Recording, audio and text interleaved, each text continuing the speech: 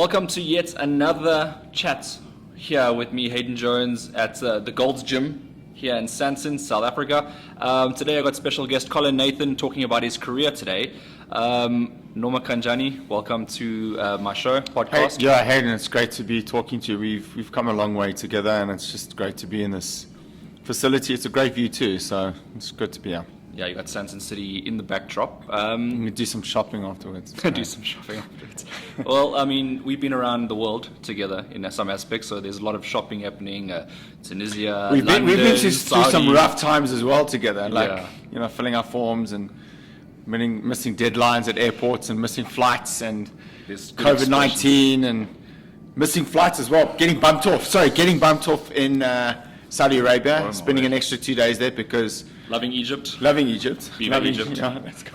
Yeah. So we've been through some rocky moments and some good times. Beating Good Cold results Crush. as well. Yeah. Some very good results. Well, look, I mean, I think apart from the Maruti results, I think Yeah, that's we're all disappointing. good. Yeah. No one likes losing. I mean, No one likes losing. Okay, so anyway, so the topic at hand, your career. Where did it begin for you? it's a long time ago. Dude, we've only got an hour, I guess, or maybe less than an hour. I was fascinated with boxing probably from the time I got a pair of boxing gloves at the age of 3 or 4 as a gift from my late father. And then one of my first moments in understanding what boxing was about, to the point where my dad came back after midnight wearing, I always love telling the story, white pants and a white Sanyo tracksuit. Sanyo was a big sponsor back in the 70s and the 80s in boxing. And he came back to the apartment and I woke up and I was like, Daddy, where were you? And he was like, I was at the boxing. And I was like, I want to go. And I think I was 5 at the time, and he kept saying I was still too young. He used to call me Colin, so Colin is still too young. And then nagged, and at the age of 7 went to my first boxing show. Was taken to a boxing gym too, and literally fell in love with the sport, and here we are. That's crazy. Like I kind of that memory of my dad coming back after midnight wearing, and he had white leather shoes. I don't want to forget about the white leather shoes, and he polished them too. I mean, now we wear trainers in the corner and stuff, So Yeah.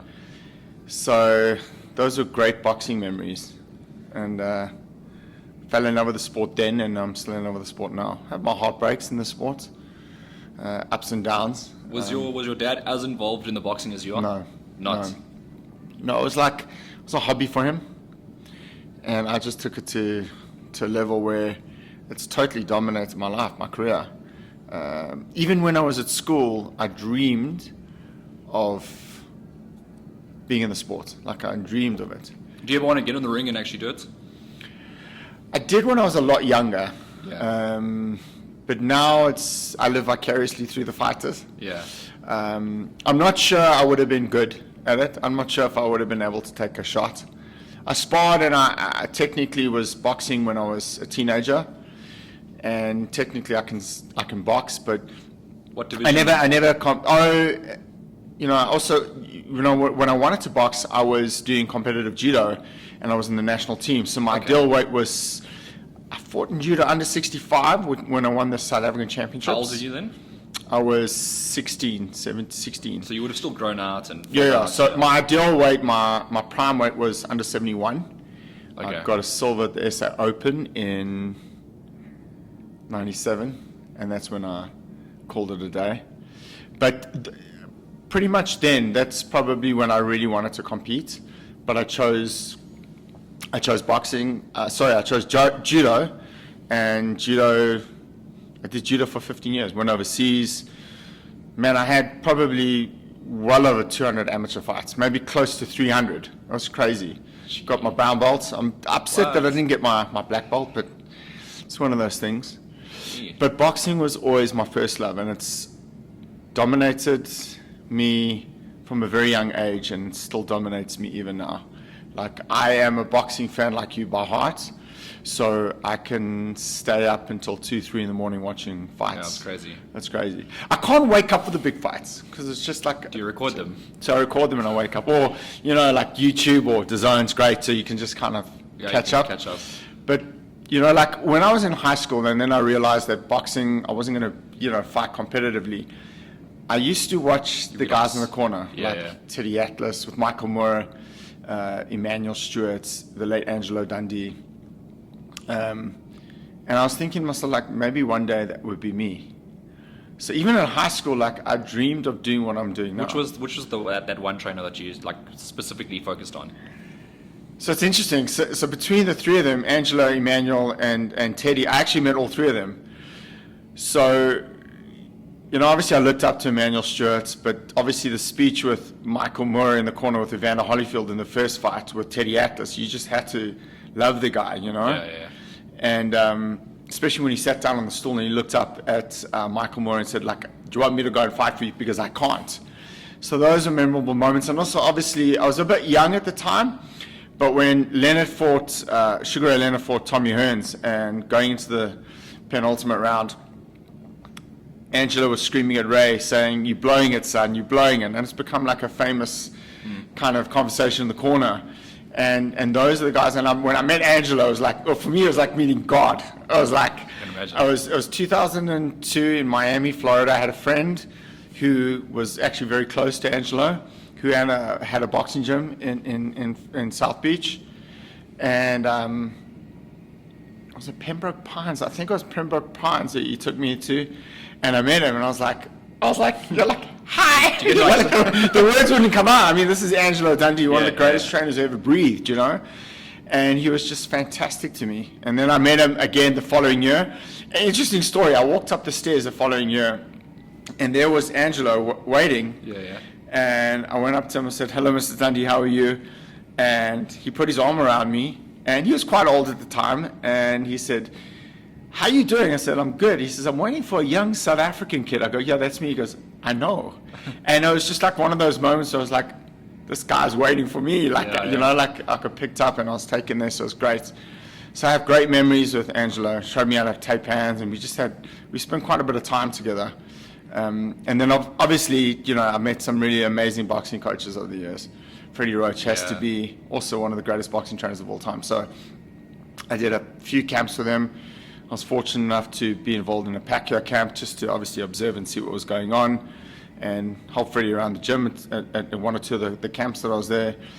And he was just wonderful to me. So I met some really cool people in boxing. I met some real scumbags and arseholes, but it's part of the course, isn't it? I mean, you're going to meet people you don't like, and you're going to meet people you do like, and not everyone's going to like you. And it's one of the things that I've come to terms with. It's not the end of the world, and not going to affect my sleeping pattern, so is what it is. But boxing, going back even to high school, I dreamed of doing what I'm doing now, living my dream. And going back to your first couple of fighters that you had, because you had a handful of fighters and you didn't get opportunities, and then finally a promoter gave you an opportunity to showcase what you were doing. So it's tough in the beginning. When I started out, I was still a TV presenter.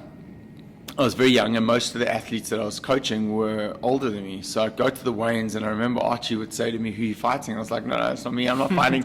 He's fighting." It was tough in the beginning. Knockout boxing promotions that don't exist anymore. Alan Young gave me my first boxing opportunity 20 years ago, more than 20 years ago. It's crazy. And then, you know, I was hustling around for fights and stuff, and then a friend of mine put a good word in with Golden Gloves Rodney Berman, and I started a wonderful relationship with him for 12 years, and then unfortunately that ended. Not all relationships are meant to last. But I had a great innings with Golden Gloves, and they were really great for my career. They did a lot for my career, and I'm always very grateful to them. But, you know, things happened, and we fell out, such is life, and we moved forward, and they're still doing well, I think. And, you know, people can judge my career since I left them on their own accord. Well, let's talk about that. Who were the best boxers you had towards the beginning of your career? Sure. Because obviously Hekkie's the No. Okay, so it's interesting. It's interesting because we had issues and we're cool now. But Harry Ramakhori, believe it or not, he's a upcoming progressive trainer in Johannesburg at the moment. He was technically one of the most gifted athletes I've ever worked with. needed a bit of a push, and I'm sure we'll laugh about it now if he was in front of me. But technically, very, very gifted. Great eye, good reflexes. Couldn't really punch, but technically was just so great to train. And I really thoroughly enjoyed training him. And then, of course, there's Malcolm Claassen, and I trained Malcolm really early in his career. But even then, I could see that he was destined to become a world champion. And he went on to become a legitimate world champion twice, not just once. And then he won marginal championships. He was really good.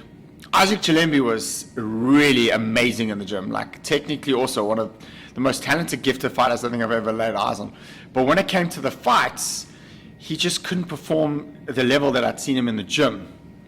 But also a world-class fighter, did exceptionally well. Came up slightly short against Leyda Alvarez, losing a majority decision. And he put up a good showing against the WBF, the unified champion at the time. Kovalev. Sergio Kovalev put on a good performance. Lost though, but put on a good show. It was a good.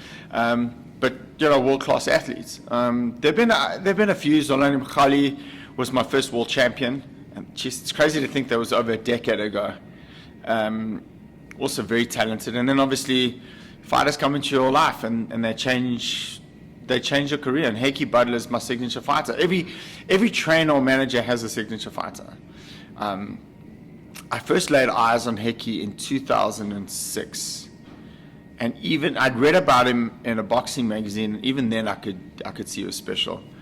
And then we got together. He chose me, and what often happens with trainers and fighters is that they grow together. So Hekkie took a big risk and gamble choosing me as his trainer manager at the time, and looking back, I was probably unproven. I mean, my boxing knowledge was always very vast and very good, but my credentials as a trainer was somewhat, I was kind of still in the developing stages, and he chose me, and then we literally grew together. Now, did I think he'd become a legitimate 2-weight world champion and Ring Magazine champion? No, I didn't. I'll be honest with you. That's a hard one to predict, though. I did predict he was going to have a great career, and I still think that he's got one more legitimate title run left in him, and I think he can win it. I really do. Still very fresh in the gym, but there was a one time where we just beat Taguchi, and we don't drink or party. You know how I roll, and so we went downstairs. This is like a monumental upset for South African boxing. We were 17-1. We were a major underdog. Yeah, I remember this fight. We were in Japan against 4,000 Japanese screaming, boisterous fans. The number one in the division as well. The number one in the division, Ring Magazine champion, unified champion. And we got the shot because I fought hard for it. And we'll get into that situation in my career later, because I like fighting for things that I believe are warranted and necessary. And we pulled off this upset. And we were in the lift going down or up we went to have dessert. And I looked at him in the lift and I said to him, like, Hex, can you believe what we've just done? And the moment was just, we were like, okay, so we've just won, But it was crazy to think that, like, if I think back now and I think about the win, it was riveting for South African boxing because no one gave us a chance. No one gave us a chance. Yeah, that's crazy. Maybe you did, and you were close to. You've always been close to the camp. You've always been close to us because I consider you family. That's going to upset a lot of people who do interviews with you or who are not allowed to do interviews with you, but I don't really care, Hayden. I don't think you do either. So you kind of knew the game plan going in, and I wasn't expecting an easy fight, but I knew that with the right game plan, which I believe we had, we would win, and we did. And I want to go to other boxers as well. Talking about characters in the gym, and we don't get many characters in boxing in South Africa, but Reino Liebenberg's obvious standout. I miss him. So what you going to do now? I mean, you need another one of those characters to pop up somewhere. I know Simpiwe Konko's got also a bit of a character, but Reino's a unique individual. So I hope Reino watches this. Like, there will never be another Reino Liebenberg. I don't care what anyone says. The guy is outspoken. He's charismatic. He's not a brass. He's not arrogant. He's very down to earth. He's salt of the earth. He's another guy who I consider family. It's like he's such a good guy. Like, I've seen him. Honestly, he's got a good heart. I've seen him, literally buy a guy a pair of boxing boots in the gym that the guy couldn't afford a pair of shoes. Or he'd say to the guy, if you win this fight, I'm going to give you $2,500. And literally the guy would win and he'd come with the cash, no issues. He doesn't want any publicity for it. He's like, yeah, he's got a heart of gold. And we see we're at Gold's Gym. It's a heart of gold. And I miss him. I miss him. And he's just such an insightful character. You know, there's a lot of depth to Rainer, which a lot of people don't know about. And loyal. Jeez, he's loyal. I mean, we had 2 fights that I couldn't work with him for his camps, and he came to sit with me and he said to me, look, do I mind if he goes to Hekkie? I was like, are you joking with me? And the one issue was he came and he said to me, like, I need to speak to you. And I thought it was bad. He was like, man, I couldn't sleep last night. I'm like, why? He says, like, are you okay with Hekkie being head trainer in the fights? I was like, dude, you're doing a camp there. Yeah, but like, I don't want to upset you. I was like, dude, it's not about me, it's about you. He's just a very compassionate person and he's got a lot of empathy, and man, he can fight. He was so unlucky. He's probably one of the most unluckiest fighters I've ever encountered, and happened to be with us. But I miss him so much, and I think South African boxing in time will soon realize what a character he is, and that they've lost that. You know? But again, we all get old. Yeah. And it's interesting. I still get offers for him even now, and I was like, no, he's retired. He's done. Yeah. I mean, the ones that are irritating, the Skoglund result firstly, it started with that one, because that's where it all started, because the other ones were fair. The Alvarez, the Tommy, those are fair. Then you got Skoglund, then you got, the worst one was Fagenbutz. Fagenbutz is the worst one. And then you got the other one in Germany as well, Enrico Kulling, the first fight, and then the other guy, which you fought twice. So you got to draw once. The names escaped me. I can't remember the name, but we'll anyway, get it. He was better than that guy on both occasions. He could have won narrowly anywhere in a neutral venue. And also in the last round, in the rematch, after getting the draw, I mean, the referee basically saved him from getting knocked out. You know, what's that guy's name? We'll check it out. We'll check it out. But sure, no, those are sort of things that you had to go and experience, and like Russia, Germany. But Russia's not really. I mean, he went to Russia once, but the German ones were quite. Those are quite the Russian one he lost, but I mean, yeah, he definitely. Everyone knows the story about me not being there, so yeah, it's.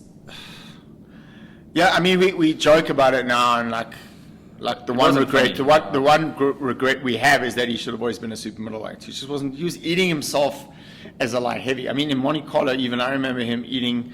His plate was full. You know, you always look at fighters, you know, fight week and how they're eating, and most guys cut weights, and he was just eating like bread, butter, and sausage, and like he really didn't battle to make light heavy. So we should have. The one regret, because when he fought at super middleweight, barring his last fight, he was a beast. I mean, he could take a crack. Feigenbutz hit him with a left hook, I remember, in round 3 or 4. And he got stunned, and he was like, he looked at him and was like, okay, cool, let's go, you know? Yeah. So he had a really, really good jaw at super middle. You know, the light heavies, they could really crack. Alvarez, you know, wasn't a devastating puncher, but he hit you hard enough to warrant respect. Yeah. And we just struggled with that fight. All right, and that's Reno Liebenberg. I mean, he's had quite a career, you know, all the big stories and stuff. But the other one that I wanted to mention, in specific, I don't want to mention all the boxers, but there are a couple of ones, was Maruti Mthalane, the comeback from being sort of, you know, he wasn't given a chance. So it's Maruti's my finest work as a fight manager. Like, everyone said to me I'd be wasting my time, and it's like a noose around my neck, and I was like, but this guy's world class. You know, I was IBO champ at the time, and was inactive, and then, you know, we got him back in the ring and got him active again, and then all of a sudden, out of nowhere, I pulled him this IBF world title shot on the undercard of Manny Pacquiao in Malaysia, and I was like, how did I do that, you know? And that was just shrewd operating, you know, knowing this one, putting the dot, you know, connecting the dots and marking the X spot there, and we'll do this. And so that was just such great maneuvering, and I'm very proud of that work. Like I still say, I think it's my greatest work as a fight manager. And I'm proud to say that if Maruti never fights again, he retires with good money in his bank. So I'm really very proud of him, and also I'm grateful for him giving me the opportunity to let me steer the ship for his career. And when a lot of people said he only had a few fights left, Even the late Nick Durant, when he retired from the sport and he said, Maruti's going to Colin Nathan, he's only got a couple of fights left. Well, he didn't have a couple of fights left. He had a few good fights left in him. Agashi as well was a great win for him as well. So that was a very proud moment. It was also a very good Sonny Edwards was always going to be a tough fight stylistically, and unfortunately we came up short. But it's nothing wrong. I mean, he's had such an amazing career as well. Could be potentially a Hall of Famer one day. It's done well, done very, very well. How many defenses total with the IBF? I believe it's 8, 7 or 8. That's a lot of defenses, so he could be in the running for that one day. Also, the story. Look at who he's beaten. He beat Teti, Casemiro. Yeah, people forget about that as well. Like when they mention his stardom, because it's like a lot of it's been recent history. So yeah, but I wanted to go back to Muhammad Wasim because that was he's actually much better than what his record suggested. Yeah. He's like he's been undefeated since he fought Maruti as well. So that was a really close fight.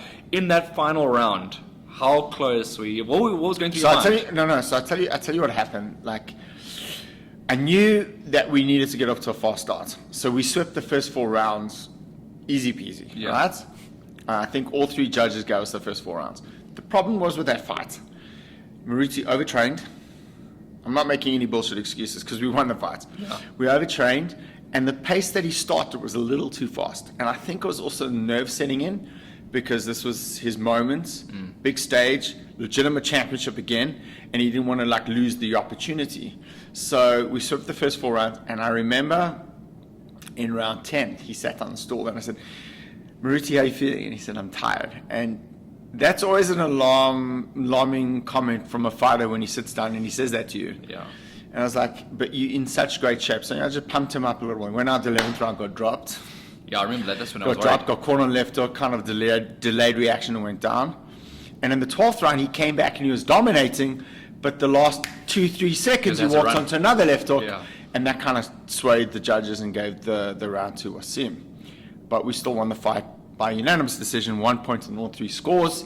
And it was a great victory because he came back from nowhere. Everyone said I'd be wasting my time, and look what we did. And it was just, that's why I say, I'm going to repeat myself again, to me it's probably my greatest work as a fight manager, getting him back into contention and getting him back into a situation where he's legitimate world champion again. All right, and I want to go back to the chief factor because sure. It's a good story. I mean, for the public at the very least, is that Nomeva Indongeni came to you from and got you a chat. Yeah, so anyone wants to check that interview out, go watch Nomeva's interview. I didn't watch the whole thing. I think I watched maybe the first 20 minutes of it. All right. Because he spoke a lot, man. I was like, yeah, I guess I speak a lot too. So. All right. So and then after he came, then Azinga came as well from the same trainer. So I mean, there was a lot of finger pointing, coach don't poach type comments. Right. Okay, looking back now at all those moves. So look, I mean, I put my hand on my heart and say I don't have to poach fighters. Naturally, you've been in the office, you've been around me, you've been around my phone as well. You've seen the text coming through. Fighters make contact with me and they reach out to me. I don't actively go out and search for fighters. Tariq Alali is an exception. Ishmael Qadri is another exception, where I jumped on planes and I went to go and meet them and meet their families and so forth.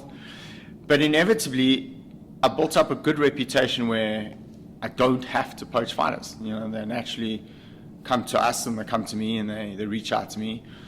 Various platforms, texts, phone calls, social media.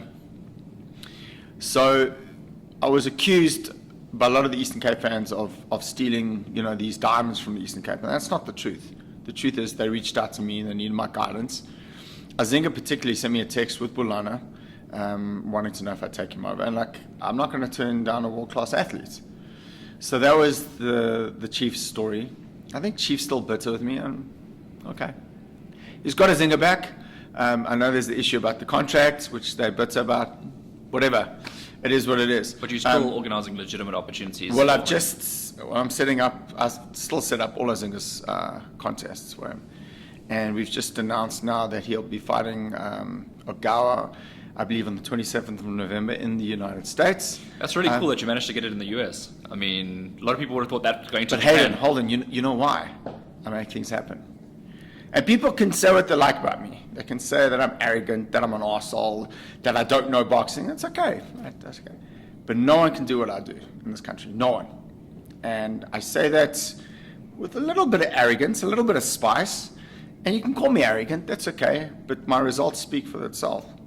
I sit here confidently knowing that I can pull the trigger on big fights. And I sit here confidently knowing that I can get these fighters into a position to fight for legitimate world championships. So I'm confident when I say that, and I believe in my ability to get that done. And another announcement that looks like it's pending, shortly going to happen is Sivanati Nonshinga. Looks like he's the next guy to be announced from Rumble Africa. Actually, I'm waiting for a contract for that, so that's pretty much done. That'll be for Golden Boy. We haven't announced who Azinga's going to be promoted by. That's also going to be interesting. We're looking at Matchroom, so. I was going to say, I know exactly who it is. It's great dealing with these guys. Where I was with my former promoter, I could never ever do these kind of deals. I would always have to go through a promoter. Now, it's not like I'm like a free agent, because I do represent fighters.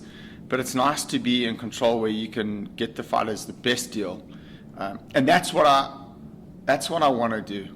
Like, my whole objective is changing lives with positive vibes, right? That's one of my slogans that I always put up on social media. But the athlete's the most important person, Hayden. So forget about all the smack talk and the arrogance and the bullshit, and I could do this.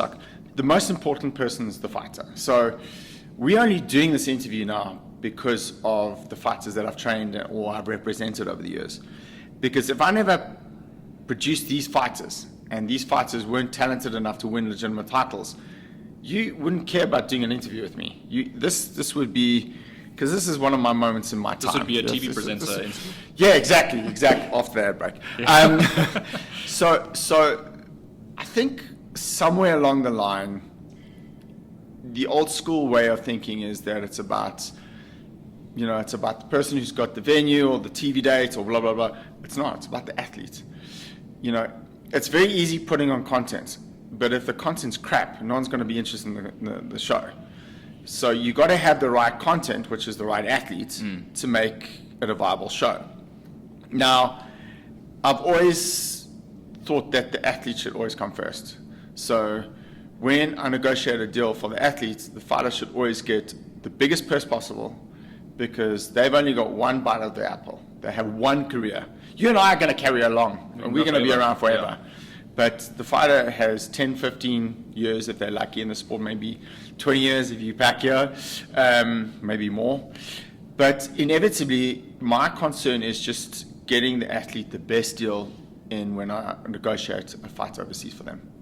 All right, and let me go to another one. I know he only went overseas once.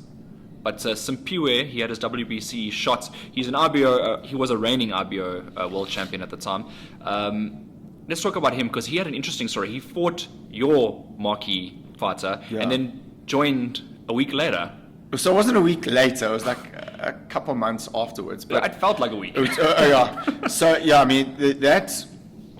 If I think back to that fight, firstly, it was like one of those moments where it was a good fight. You just don't want to blink, and that, like, I was thinking the action was so hot between the two of them that, like, I think I lost my breath somewhere in between the rounds. Like, I didn't want to blink. I almost felt like the dust particles sitting down my eyelashes because I didn't want to, like, miss a thing. And it was a tremendous fight. It was probably one of the best fights I've ever seen locally, and I just happened to be fortunate to be involved in it. But and I still say that the Congo deal was probably the easiest deal I ever did. He sent me a text, would I be willing to take him over? And I was like, absolutely. Boom, sent him on a flight. I think like a couple of days later he was up in Joburg, sent him up in accommodation. We set him up with a sponsor as well, and literally it was like, let's go champ. And then he won the world championship IBO version in his next fight against Siyabonga Sio. Yes, yeah. And that was also a great fight. And he's just such a tremendous guy. He fought one of the best operators I've ever seen from the East in Wanahing Meniyothin, who just recently lost. Yeah. But the guy's legitimately good. He was reigning. He fought a lot of palookas and bums, but technically one of the best fighters I've ever seen, especially in those weights, and a great champion, great champion. All right, and before I go to, because the next question after this one was going to be about your business and stuff, but like now, I want to talk about one last fighter, Lerato Glamini, he's an unassuming guy. Like he's very always close an to our underdog. hearts. I know he's special to you as well. Yeah. You covered the Saudi Arabia adventure, I'd like to say, Adventure, yeah. fight and adventure. I just want to ask you, when you got bumped off to the fight card, how upset were you? Like out of 10? Out of 10? Yeah. Or 12. Okay, so hold on. For anyone going to watch this or listen to this podcast, I've known Hayden for about 7 years. I've never seen you so angry in my entire life. I've seen you pissed, bro. I've seen you pissed. But I've never seen you that angry. But the fact is, because we got bumped off our flight and you would have been, you missed seeing your girlfriend for 2 days. Yeah. But the victory made it all the more sweet, right? Oh, well, I remember this night. So we were stationed between Rick Ross and Tiger, our dressing room. And they're busy. There's so many people outside of our dressing room. Then this little lady comes into the room and says, "Listen, you're not fighting at 10 o'clock now. You're fighting at 2 o'clock in the morning."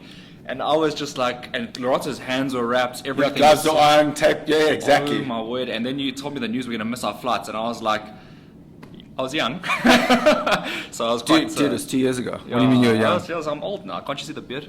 Yeah, no, but yeah, no. Oh, about that. Did you have the balls to cut your hair in Saudi Arabia? No. Actually, funny enough, speaking about that story, I left my hair long, and Saudi Arabia, like they do good beards. So I was like, let me get a beard done there. You got your hair done. You trusted someone that didn't speak English. I was like, not a chance. I'm like getting my hair cut. Someone doesn't understand me. Anyway, so to speak, I came in with the most impeccable beard, but my hair was out of shape. So. Yeah. But now I've got a barber on the road, so if we ever go again, Let's I know. go, champ. Yeah, exactly. So Lerato, very unassuming, very dedicated, very disciplined, hardworking, humble, dedicated, and loyal. And literally had a lukewarm performance for the IBF Africa. Then we got the opportunity to fight Penalosa, Dave Penalosa in Saudi. We were a massive underdog. No one thought we would win. We had the right game plan again. And literally from round one, I think maybe we lost one round. Maybe round 12 we could have lost. Maybe round 4. Against Penalosa. Yeah, no, round 4 I think we dropped him. We lost one of the early, maybe 2 rounds at most. Yeah, it wasn't that much. Like I couldn't outboxed believe. him easily. Just the last round when he was running. That was the. Yeah, but that was the instruction of the comments. Just run for 3 minutes, you know. And that was a great, and that showed me that he leveled up. And that night he became a world-class athlete. Yeah, he managed to spin Penalosa in circles, and he didn't even give him a chance. Yeah, he didn't allow him to set. And against the guy who can punch like Penalosa, as soon as that front foot sets down on the mat, you got to get out of there, because that's when the danger signs hits. So, like technically, for all the trainers listening to this, like when you're fighting a puncher and the guy sets his feet, you don't want to be in that position for too long, because it's just too much of a risk. So I knew as soon as his feet were set, we had to give him lateral movement and work a feint, try and keep him off balance and try and keep him thinking and look for him. And that was the thing, is that it kept looking for Lerato for 12 rounds and you couldn't find him. Well, you got a similar opponent coming up now. Very similar. Iguada Ramirez. I mean, he's also a southpaw. Mm-hmm. He's a bit of a puncher, but maybe not the most skillful guy. You can maybe work your way around him. So would you be setting up a similar sort of game plan for someone like him? Depends who's listening to this podcast. I don't want to talk too much because, I mean, you become quite international, Hayden. So, I mean, listen, we've got a game plan. I'm actually not going to talk about it, but there's a plan in motion, which we're busy working on now even. And even in sparring, Lorato's getting his head around it. And he's the kind of kid who really adapts and listens to a game plan and follows the game plan really well. And that's why I'm very confident going into this eliminator. All right, and besides going overseas and organizing all the fights that you are, what's been the best? You mentioned Maruti earlier was probably your best as a manager, but what are the best fights you think you've organized so far? Sure. I mean, Hekkie Budler is a good one. Yeah, that was really good. Also, that double header, which I'm very proud of, December 2018. two legitimate South African world title fights Right. in Macau. Yes, yes, And yes. it was only done in Italy by Cedric Kushner and Rodney Berman with Welcome and Brian Mitchell. Welcome Glita and Brian Mitchell. Since then, there's never been overseas two South African world champions defending the belts. So that's a massive achievement for me, and I'm still very proud of that achievement. It'd be interesting to see if I can do that again. So, Yagashi and Akira Yagashi and Maruti Mthalane was a big one. That was under Colin Murata. We had 4.5 million Japanese guys tuning in for that fight. It's a lot of people. And 8 million watching Murata. I mean, he's a massive star in Japanese boxing. So him and Monster. So that was a big achievement. Just enjoy putting big fights together. And you know, like when I put these fights together, I know that the South African fighters are going to earn a good payday, and they're going to do well. And that's what I'm striving for. I just want to make my mark. I want to change lives positively, and I want to help create positive vibes while changing lives. And when you came in as an international advisor for Rumble Africa Promotions, I mean, that sort of also expanded your, I mean, you're not training all these boxers, but you're organizing their careers, so to Correct, speak. You correct. ranking them in the sanctioning bodies, you helping out, maneuver all these things, putting good fights together. That challenge of not being directly involved with boxers and just putting fights together? It's a lot less pressure for me. Okay.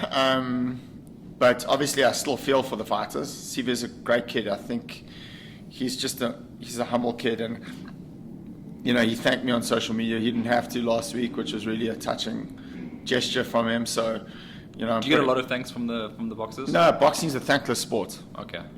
Boxing's a thankless sport. For Zinga's eliminator against Wall, I never got a thank you. And does it bother me? No. But you're asking me, so I'm telling you so. Yeah. But I'm glad that he won. I wanted him to win, obviously, and I want him to be a Gawa. I think it'll be great for South African boxing. But so to answer your question, no.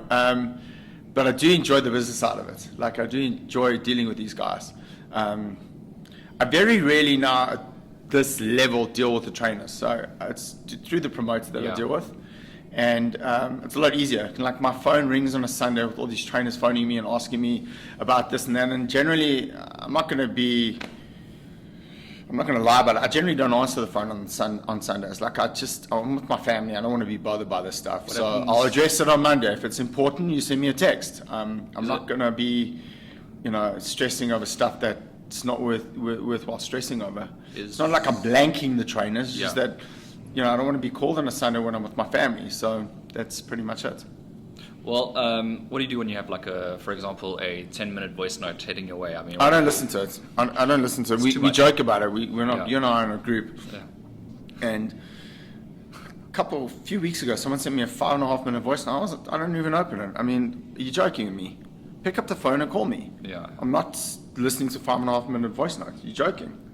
And recently as well, I mean, Cyril Long came through, and he got a lot of fighters fighting on his tournaments and stuff. It's noticeable. He's got a lot of your guys on. Yeah, Cyril and I are friends. So, I mean, we go back a decade, so we've been friends for a long time. And just judging by sort of the first tournament that we saw, he did well. Did very, very well. Yeah, because Hekkie Budler was able to come back. And, correct. Yeah. So very grateful to him. Yeah, I mean, so moving forward with local promoters, what's the plan? I don't know. It's a really good question. I think that's kind of the missing link at the moment. But I think there's going to be a lot of opportunity. And I said this before COVID. I was very excited before COVID came in and kind of fucked us all up.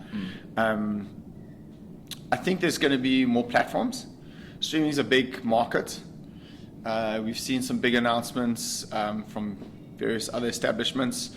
So I think it's going to be healthy.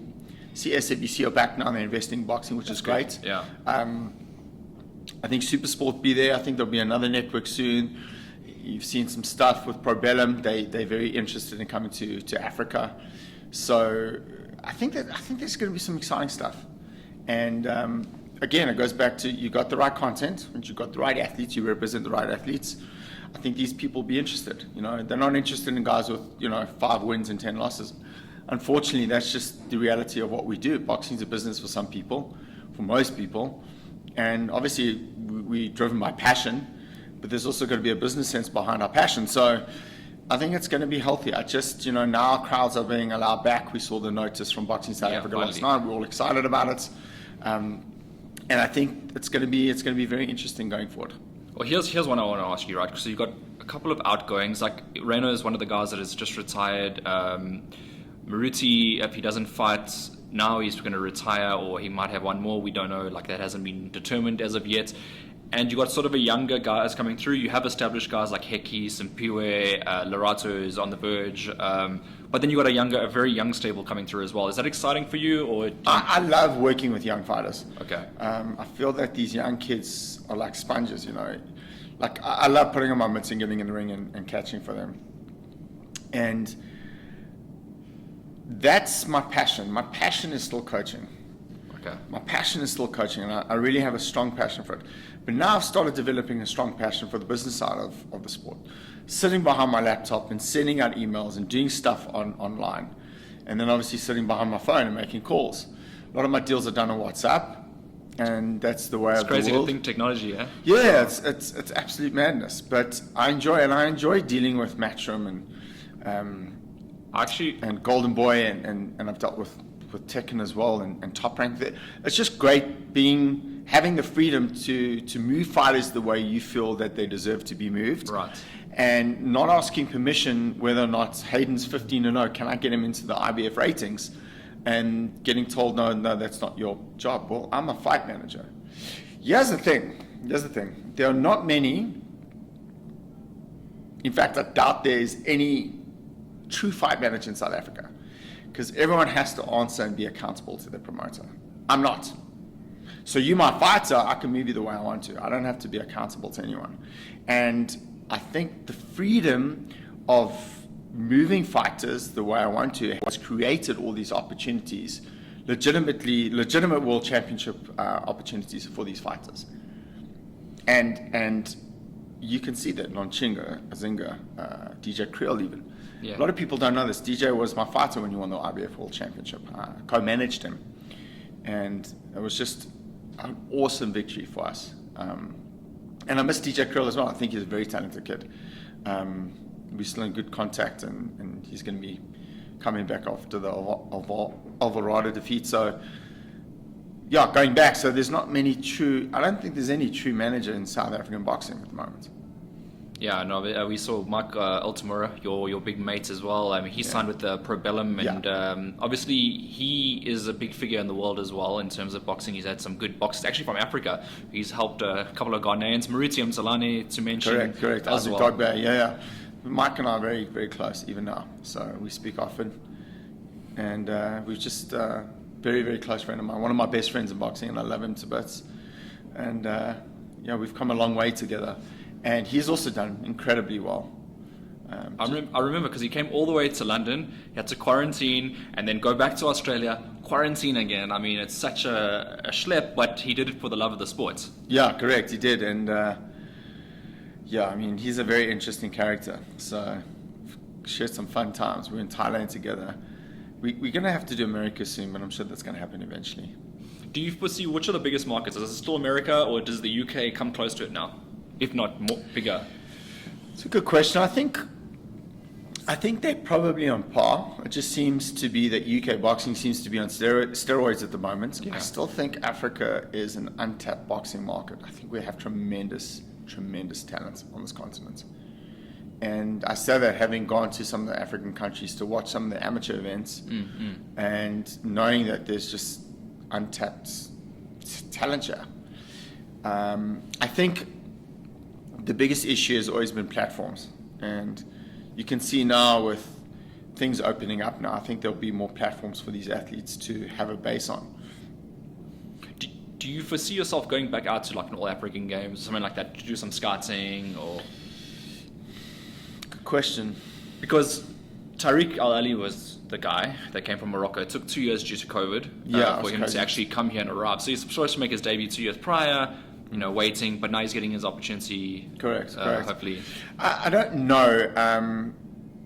Right now, I just want to concentrate on South African boxing for now. But when things properly open up, I'm happy to jump on a plane and go and take a look at these tournaments. Yeah. Okay. So it's not a thing now where you just you settle the OKs and you want to work with these guys. Hayden, I will never settle. Okay. I will never settle. I'll never be happy with my achievements. I will never ever. Very rarely do I sit back and I think I've done okay, because I'm not that kind of person. Like when I win a world championship, I get back to my hotel room and I'm happy. Don't get me wrong, I'm very happy, but I'm thinking, okay, how do I get another one? When Maruti lost and I was so miserable, I went back to my hotel room and I'm thinking, right, what can I do now to make this right? What can I do to produce another champion for South African boxing? And that's how I'm very ambitious. I will never settle. I don't even think that I've even started. And I've had disappointments and I've been kicked when I'm down, and it's going to happen again, because that's the nature of boxing. People are quick to point fingers, they're quick to label you, they're quick to say that you're no good, and that's going to happen to me again, and I accept that. I accept that I'm not everyone's cup of tea. I drink coffee, I don't drink tea, but the point is, like, I accept that. I will dust myself off and I'll carry on, and that's how I've always viewed my career. It's like, I'm never happy. So I've got my scrapbook for my memories and for my kids, and please God, my grandkids. But I've never ever, I'll never settle, because I always want to achieve more. I always want to achieve more. And it's not just about my ego, because I think my ego gets fulfilled every time I make a champion, and I like to make world champions.